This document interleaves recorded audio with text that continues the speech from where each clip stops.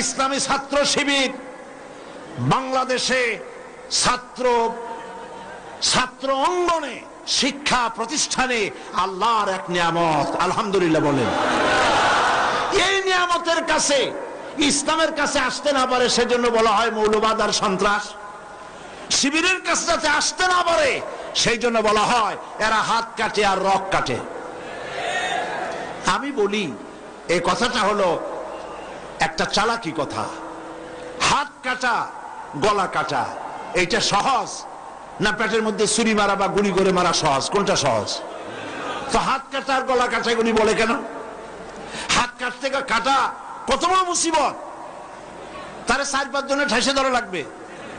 তাছাড়া কেউ কি বলবে যে আসছেন যখন আপনি হাতটা কাটিয়ে দিয়ে যান, এরকম বলবে কেউ? 4-5 জনের ঠেসা ধরবে, মুখের মধ্যে গামছা ভরবে, তারপরে হাত কাটবে বা রক কাটবে, পায়ের রক হাতের রক এভাবে কাটবে। এত ঝুঁকি নিতে যাবে কেন? ছুরিটা, যে ছুরিটা দিয়ে হাতটা কাটবে ওই ছুরিটা পেটের মধ্যে মুখের মধ্যে ঢুকাই দিলেই তো সারলো। এটা বলে কেন? এই সহজ কাজটা করে না, রক কাটে গলা কাটে কেন বলে? এই কথাটা বলে প্যানিক সৃষ্টি করতে চায়।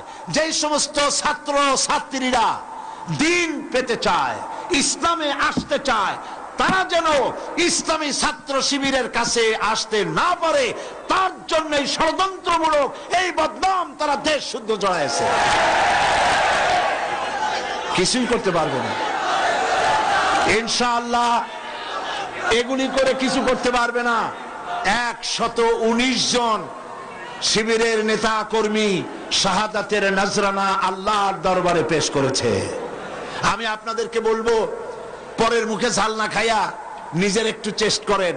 ওরা যেখানে থাকে শিবিরের ছেলেবেলেরা, এরা মাঝে মধ্যে সভ্যে করে যায় দেখবেন, ঘরের পাশে গিয়া জানলার ফাঁক দিয়ে তাকাই দেখেন ওরা কি করে। এরা মাদ্রাসায় পড়ে নাই, কলেজে বিশ্ববিদ্যালয় পড়ে, হয়তো দাড়ি টাড়িও এ পর্যন্ত অনেকে রাখতে পারে নাই, কিন্তু যায় দেখবেন বস্তা ছেঁড়া হইলো বালাম চাউলে ভরা, উপরে রং কাঁচা থাকলেও ভিতরে পাকা আম। ভিতরে যাই দেখবেন রাতের বেলা যখন তারা সভ্যদারি করে, তাহাজ্জুদের নামাজ পড়ে, সাহাবায়ে কেরামদের জীবনী আলোচনা করে আর মুনাজাত করে, সারা রাত কিভাবে ওরা কান্দে একটু তাকায় দেখে। এই চোখের পানি তারা আল্লাহর জন্য দেয়, দিন প্রতিষ্ঠার জন্য কাজ করে। সুতরাং এদের সাথে শত্রুতা না করে এই কাজগুলি, সন্তান যদি ভালো বানাতে চান, শিক্ষাঙ্গনে সন্ত্রাসী কারা সেদিকে তাকায় দেখেন, আর সন্ত্রাস কম করে কারা তাদেরকে দেখেন, সন্ত্রাস করে না কারা তাদেরকে দেখেন। এই জন্য সন্তান যদি ভালো বানাতে চান ছেলেদেরকে, তাহলে এই লাইনে দেন। মেয়েদেরকে যদি ভালো বানাতে চান এই পরিবেশে ছাত্রী সংস্থার সাথে দিয়ে দেন। আল্লাহ পাক আপনার মেয়েকে ভালো পথে রাখবেন।